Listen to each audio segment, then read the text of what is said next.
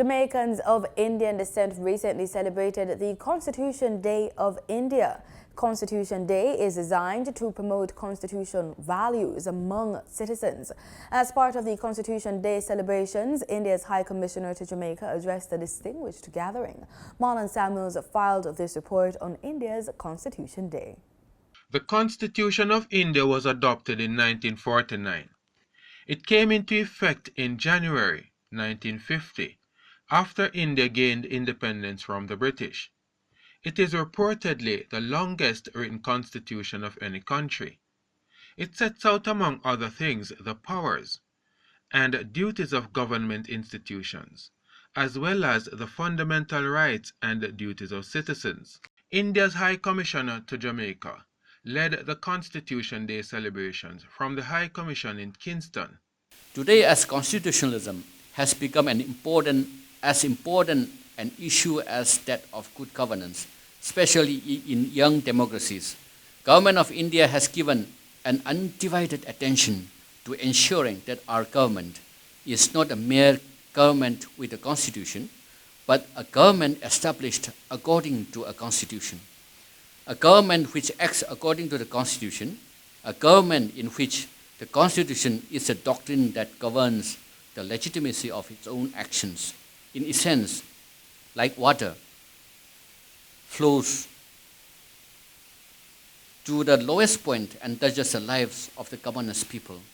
When India got independence in 1947, 59% of our population was living below poverty lines. Today, with the efforts of government after government, it has been reduced to 19%. While the fight is far from over, efforts to achieve the ideals provisioned in our constitution have yielded fruits. And the Indian government is determined to continue these efforts till what Mahatma Gandhi's ideals, that all tears from the eyes of its people, especially of those in the lowest strata of our society, are wiped away. Adherence to constitutionalism is a commitment to democracy, to the provision of fundamental rights and freedoms, and to good social order.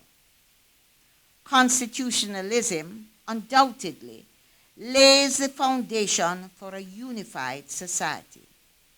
And I pause when I say this because I feel obliged this afternoon to make the point that a cohesive society need not be a homogeneous society.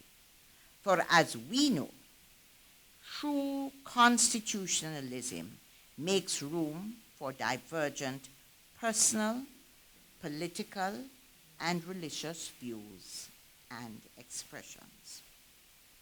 So once again, I congratulate the people of the Republic of India on the commemoration of Constitution Day. I thank you, Your Excellency, for including the Parliament of Jamaica in your celebrations. If there were any thoughts that I would want to take from this celebration, it would be that while constitutionalism is key to good governance, equally important must be a willingness by all of us to fight against injustice at the community level and at the national level, and even where the opportunity presents itself at global levels. I urge us all this evening to take a leaf from Dr. Ambedkar's book and speak out against injustice wherever we find it. For the news on PBCJ, I am Marlon Samuels.